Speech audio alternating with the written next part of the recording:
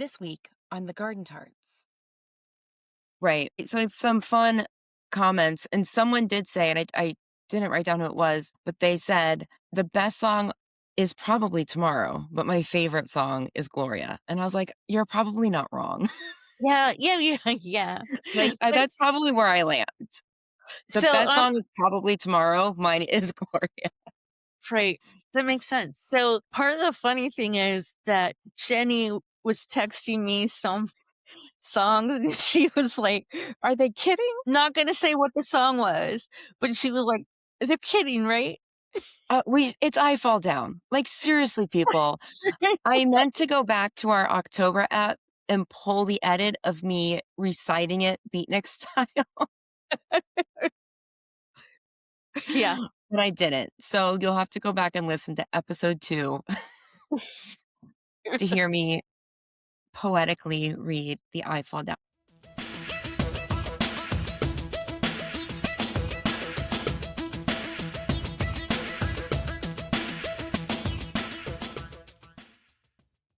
Hi, Jenny. Hey, Hal, how are you today?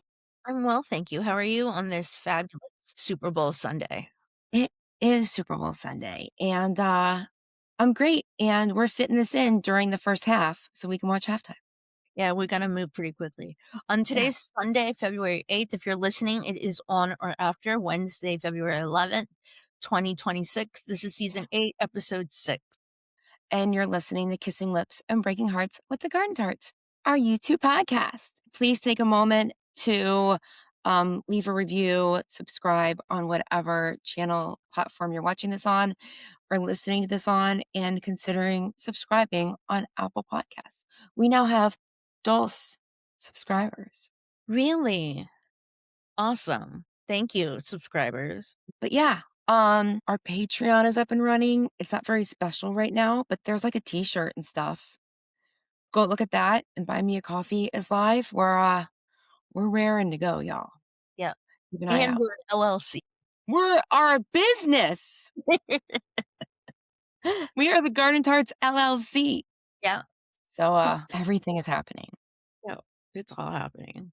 Okay, so this week I discussed Edge and Lenny Kravitz interview on YouTube X, and you discussed Adam on his Don't Ask Me, I'm the Bass Player with Este Haim. yes. Yeah, it's just nice to see new stuff on U2X. So we thought we'd report on that.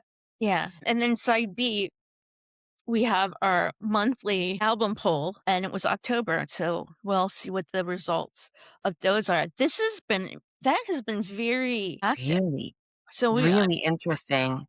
I do believe you referred to it as October Shenanigans. did I?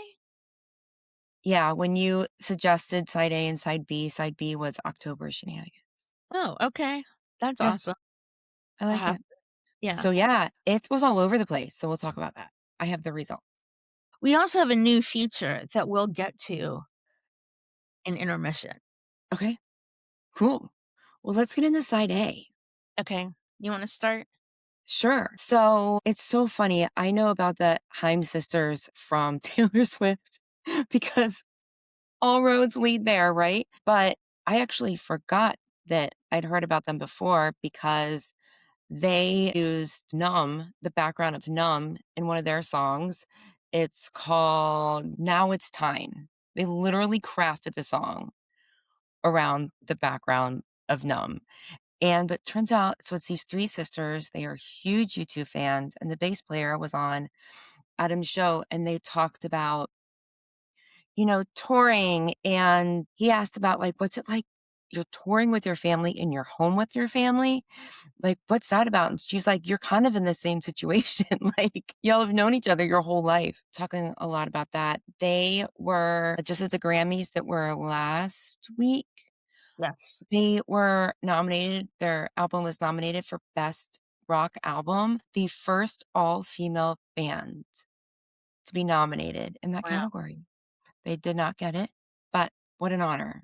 Yeah. What a breaking down those walls. So Adam puts it perfectly. He says that they share some DNA, which she was like, "Yeah, musicians do that." The Haim sisters came to Shangri-La studio, Zuma Beach, to do some recording with you two, and they are the backing vocals on Lights of Home. Oh, Mhm. Wait, are they the backing? I think did I not write this? I believe they are backing vocals on Lights of Home, but also U2 took their, like, guitar and bass riff oh, into Lights of Home. Let me look at this. I just wanna make sure I'm speaking correctly. Okay, so sorry about my confusion. I did just double check. They had brought them in to do some vocals on Lights of Home, and they borrowed the riff in Lights of Home is borrowed from one of their songs. So interesting. it's just so interesting to learn that. Like, they do have some writing credits, like, it says lyrics by Bono, music by the band, and then the 3 ladies, but I'm gonna give you this quote from her. So stinking cute. Okay, so first Adam says, "You all sang with us, and we used a piece of your guitar and bass as a sample in that song, Lights of Home. So I feel like we have had a conversation before." And she said to come to Shangri-La and be with you guys. She's like, I'm going to start crying. It was such a magical moment for me and my sisters. We still talk about it. It was such an insane thing to witness. Just seeing you guys working together and how you write songs and also how you guys record together and how electric it is. Wow. Really cool. And she was just, well, she says that was a core memory for her. And she said this interview was her Super Bowl. Hmm. So I think that you pronounce their name correctly, how they advertise their name, but Yeah. it's actually I think it's actually supposed to be Hayam because it's the word is Hayam, like l'chaim. It's Hmm. it means life. So I don't know, Right. but it's they're definitely a nice group of Jewish girls like us. Right. Well, yeah, that's how they, I literally used to pronounce it Haim. Yeah, So, I did too until read in an interview, and somebody was like, their name means life in Hebrew, and I'm like, yeah, that's that's not Haim, but it's right. Well, yeah, they what was they pronounce it Haim, yeah. yeah, yeah, So it may just be the families, how it's translated through life yeah, yeah, yeah. and family. Along those lines, Verbally translated. that what? Like, verbally, like how people have Yeah, pronounced it over the years. Kinda like Garden Tart Amanda, her married last name, her husband and her sister-in-law and, like, his parent, they all say their last name differently. yeah. So Well, Amanda just says what her husband says, but, like, it has lots of ways. right. Stephen Colbert says his family does the same thing, and a lot of his siblings are like lawyers, and Yeah. it's the law firm of Colbert, and Colbert. Yeah, That's hilarious. and Yeah, my when, my yeah, aunt so we have family friends that several that have the last name Levy. Dan Levy, their family, they pronounce it Levy, and my aunt said they pronounced it like that because they're Canadian. Like, it's their Canadian accent. it's the Canadian. Yeah. That's funny. I don't know that I've ever seen that name and thought Levy. Oh, I mean, it's Levy. Everyone I've known, it's been Levy, yeah. Yeah, yeah, yeah. But maybe it is Canadian, I don't know, but That's hilarious. that So, was yeah. really, really funny. Um, So how was Lenny Kravitz? Lenny Kravitz, he's well, he asked about you. So, it starts off with Edge, saying that they're working on a new U2 album, which is taking longer than they expected, and that it should be finished by 2037. That's what he said. Yeah, 2037, 2038, somewhere around then. Um, At least he's so honest. yeah, so, Edge asked this was it was a really cool, like, Yeah. conversation, but Edge asked Lenny his origin story. He was this kid that grew up in New York, from a fairly prominent a very prominent family. He just kind of was always trying to find his way, and his dad picked him up from school one day and took him to Madison Square Garden to see the Jackson 5, and he said the next day his life changed and it's never been the same since then. Oh my Um, which I think that's just really cool. I get that. god. Also, they played I'll Be There by the Jackson 5, and I don't think I've ever given them their due. Esty picked a Jackson 5 song too. Really? Yeah. I need to listen to the Jackson and there's nothing I mean, I just when how I was raised, my timing was they were just kind of, Right. Michael Jackson part 1 kinda thing, Right. and so I've never listened, but that sounds so I really need to listen to them, like, I'm You gonna should too. add Yeah. that to my, music to-do list. Okay, so Lenny so he there's certain people that I think, just kind of they just say, "I'm gonna be a musician," and then they are, and they have, like, I almost think that on some level, U2 is like that, because there wasn't a lot of time between when they got their band together and when they had Well, concert when they were playing shows and stuff. they it seemed like they were like, "Oh, yeah, we're gonna do this." Yeah, and then they did it. Yeah. But, like Lenny Kravitz, he really earned his keep. He did whatever he could do in the music business. Like, people would need it like, they wanted to make demos and they had, like, an idea, and Lenny would just he would be he'd play guitar on other people's demos. Like, he would do Sure. the Yeah. demos, but he wasn't doing anything for himself. He started that as a teenager. Wow. Yeah. Okay. So it took him a really long time to get to, where he was when, he had his first album out. But Right. he said that he also had a little bit of a hard time because, the record companies wanted him to play songs that they stereotypically were played by Oh, black. sure. Yeah. I mean, not that what Lenny plays is not white or black, but it's rock. It's like solid rock. There's no They wanted to stick them in a what they say, a oh, they square want peg in a round hole kind of yeah, yeah. thing. And he said he had to fight for a while to, find his way to convince people. So he said he also Did he say, "Are you gonna go my way?" yeah, he did. That's exactly what he said. Okay, so there was one part that I don't know how, but I missed but he said at one point, in his early days before he had an album out, he was he stayed at Morley's place in Vermont, and I'm like, "I don't know what that's about," but, like, I missed it. So I don't know what that was about, but he stayed at Morley's in Vermont. Edge was talking about and this was really interesting too.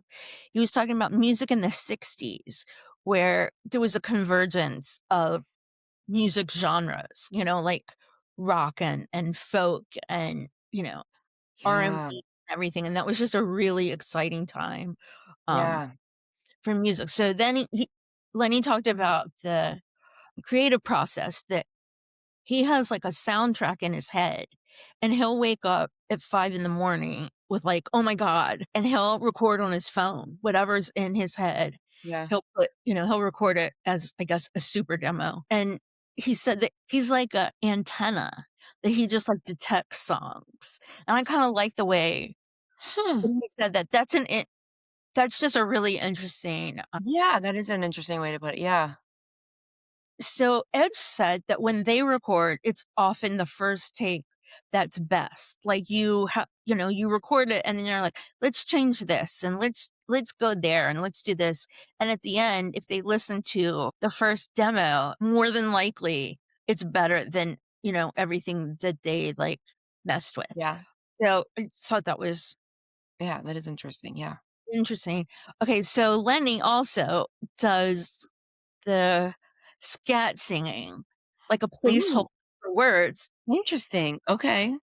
and he said that he's not in a band, so it's just him. He doesn't have, like, people to, like, throw stuff off of, it's just him, and he said he thought he was the only one that recorded like that. He was like, "Everyone else, like, has a book, they write down the lyrics in the Right? studio," and he was like, "Everyone else does that, but I scat sing, and I at some point something comes from that. And obviously we all know that Bono also does that. Right. Uh, Wait. oh yeah, so um Lenny Kravitz recorded with Mick Jagger, and Mick Jagger did that, and he was like, "Oh my god, I thought I was the only one." Uh, Wow, okay. I yeah, thought Bono was the only one. I know because we don't know how ever anyone else like No, well, and they talk about, like, no one does it. yeah, But, again, if it's, like, 3 other people. yeah. I don't know, but apparently it's more than it's a pretty common thing, I guess. Yeah, okay. So Edge said that on their first tour, Bono still had not written all the lyrics to "I Will Follow," and that he was on stage singing the placeholders. Like, this, Really? like, scat, and it was a while before they had, like, figured out the lyrics, and then he talked about how, like, sometimes that's just really good, like, that scat singing, and that they recorded Elvis Presley in America, on Unforgettable Fire, and that's all that is. Oh, I believe that. Yeah, so I know, That's right? definitely stream of conscience. Yeah, yeah. They played that, and I it's still a really cool song, like, you It just is cool. I mean, it's the lyrics are like someone swimming underwater and, whatever. Right, Um, but yeah, it was really cool. Like, we as U2 fans, um, we know what they tell us about what goes on in the studio. right, right, It was interesting to hear, someone else's take on their process and how that it's not all that different from U2. right. That's cool. I love Lenny Kravitz anyway. Yeah. Yeah. And that's Well, all I have about well, that. sweet. I'll have to take the time to, listen to that at some point. Okay, so, we have a new feature that we've been talking about this for a long time, and I have been so lazy that the stuff that we needed was downstairs, and I just could not get my shit together to bring it upstairs. So, I don't know. So, what we're gonna start doing is when we're recording, we're gonna pick out a song from it was supposed to be Hat, but I can't find the hat, so now it's a cigar box. Oh, that's great. That Yeah. feels I have right. another Okay, hat I'm gonna try to find, but okay, it's a Starbucks. So, anyway, we're gonna pick out a song, every song on a little sheet of paper. Not every song, but most songs on a little sheet of paper. okay. Yeah, We'll I don't know what we're gonna do with it next week. It's kind of you know what? It's like dealer's choice. Like, whatever you want. Do you wanna talk about the song? Do you wanna talk ab like, whatever you want. If it reminds you of something, if that was yeah. playing Just when wherever our brain goes, yeah, a that's stream where of we go. consciousness song, but we also would love if you would do that, and I'll make a graphic, but, like, Yeah, us, like, I don't know, I mean, like, you hear you pull out a song, and you're like, "Oh, I was in the grocery store and I heard that song." Like, anything you want, yeah. it's open Oh, that's for great. discussion, so That's here, great. I don't have a drum roll, but I'm I can make one. Wait,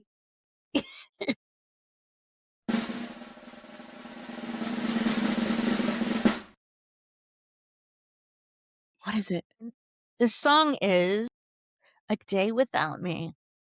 Oh, So that'll be our song for the week. I'm putting it up here with a mag so we don't pick that one again. So next week we're gonna talk about it, and I'm gonna make a graphic, and you all reply to just whatever you want to say. Like again, I was in the car going to pick up my brother from Hebrew school, and that song came on. So whatever or you want to just say that about song makes me wanna rip my eyes out. I don't know. it. There are That's lots of them terrible. yeah, there are lots of them that are like that. Yeah. Makes me So wanna pull my hair out. There yeah. we go. I don't understand. Yeah. What's your So favorite song ever? yeah, Cool. right. So And we'll read some of the comments. yeah. So anyway, I thought that was a really fun idea to do. I like that. Yeah. Cool. Okay, so Um, what I have yeah. for intermission. Okay. Are we ready for side B, October shenanigans? Yes, please. Okay. I did not audit the situation, but 9 songs, 1, 2, 3, 4, got mentioned. And I'm wondering if there are 9 songs on the album. Like, what Um, wasn't mentioned? find out. Hold on. No, they're 11. Okay. We'll have to look and see which ones weren't mentioned. There are 2 top choices, but the overall big winner is Gloria. Yeah. Gloria, I mean, big time. The second one is Tomorrow, and it had half the points Yeah. Okay. of Gloria. But October is after that, and then I Threw a Brick Through a Window, Scarlet, Rejoice, and I Fall Down are all tied. And then Stranger in a Strange Land and With a Shout each got 1 mention. Interesting. My Yeah, vote was for Tomorrow. Like, yes, to and me, there is absolutely no that's my song, and it's not, like, a competitive thing. right. So I have some fun comments, and someone did say, and I didn't write down who it was, but they said, "The best song is probably Tomorrow, but my favorite song is Gloria." And I was like, "You're probably not wrong." Yeah, yeah, yeah. Like, that's probably where I land. The So, best song is probably Tomorrow, mine is Gloria. right, that makes sense. So, part of the funny thing is that Jenny was texting me some songs, and she was like, "Are they kidding?" Not gonna say what the song was, but she was like, "They're kidding, right?" It's I Fall Down. Like, seriously, people, I meant to go back to our October app and pull the edit of me reciting it beatnik style, Yeah. but I didn't. So you'll have to go back and listen to episode 2 to hear me poetically read the I Fall Down lyrics.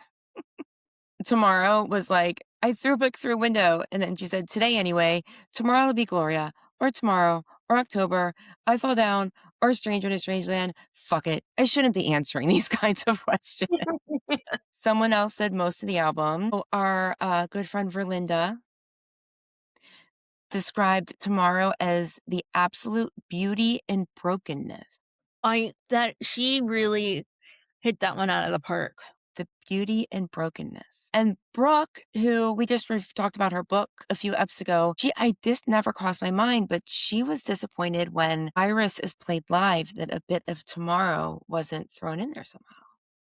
Uh, And I was like, huh, I didn't even think about that. no, but that sounds like That a would have been interesting. yeah. But I thought that was a cool take on it. I mean, some people had really this is an album that is really felt by people who have a lot of strong religious faith and experience and such, especially with, Christianity. And you can see that in some of the comments, the choices they made. And I love that this album exists for them for that because Yeah, that's super special. But I think some of that is why the range is so much. that makes sense. So, we're gonna keep doing this all year, so March will be war, and we'll just keep going from there. I'm excited that people reacted so well to it. I know it's fun. Yeah. It's fun. I have a question for Bono over whiskey and cake. It's a two-part question. One is, what is his favorite song on October? Not what does he think is the best? What is his favorite? And what is his favorite of the songs that got stolen and they never got to record? Like, does he still has any of that emerged? Any of those? Because he had lyrics written down. Yeah, I remember him saying that once he got them back, they were much worse than what he thought they were. Right. But I wonder if there's any kind of trend, like if there's anything Yeah. that there has to be a few phrases in there that he's used. Yeah. I would really like to hear more about how, his finding those lyrics and, like, Right. it's just a crazy story, and it was smart of him to talk about it 40 years or however long it was. I think Like he finally got him back. yeah. I mean, like, Serious. did he get him back and he was like, "Wah, wah"? No, I don't know. I'm pretty sure he Yeah, said it was something along those lines. yeah. Yeah. So do you have any questions? You know what? I Mm. always do, and I don't Yeah. I Well, yeah, don't. you're usually ahead of the question, ahead Yeah, of me, I so I got it. I got it covered. thank you. My, like, place for that is empty for this week. I would also like to ask, so there's Close to the Edge, and there's Don't Ask Me, I'm the Bass Player, and Bono Calling does exist. He did, like, 2 Yeah. interviews. I know he's a busy guy. It'll be nice. My my blanket statement for thoughts like that are get back to work. Like, I don't want you to do I don't wanna hear you do anything. I don't wanna see you pop up in, Monte Carlo or I don't know, the Bronx or something. I want you back in the studio now. Like, this is ridiculous. This is Oh, yeah. So, yeah. sorry. So I guess it's good that he's not doing interviews because hopefully it means he's working. There's one exception to that, and that is if you wanna have whiskey and cake with us, we'll give you a reprieve so you don't have to work on the album for a little while. So, we'll help you out there, buddy, if you get stuck. Well, they've got a deadline now in 2037. Chop, chop. Oy. Oh, well, thanks for coming along, y'all. And stay safe, stay warm, and we'll see you next week. Remember to give us information on whatever you want to say about A Day Without Me, and maybe tell us what you think about Bad Bunny because 'cause we're off to go see him right Yeah, now. we're gonna go watch it. And yeah, look for that graphic about A Day Without Me, and we'll talk about it together. Okay. Okay, Bye. Thanks for bye. listening. We'll be back next week with more U2ish content. In the meantime, keep chatting with us on social media at _Garden Tarts. Sign up for our newsletter at thegardentarts.com and share with your YouTube friends. You can support us on Patreon, buy me a coffee, and leave us a 5-star review on Apple Podcasts. Kissing Lips and Breaking Hearts, a U2ish podcast with the Garden Tarts, is created, produced, and edited by us, the Garden Tarts. Intro and outro music by December. See you next week.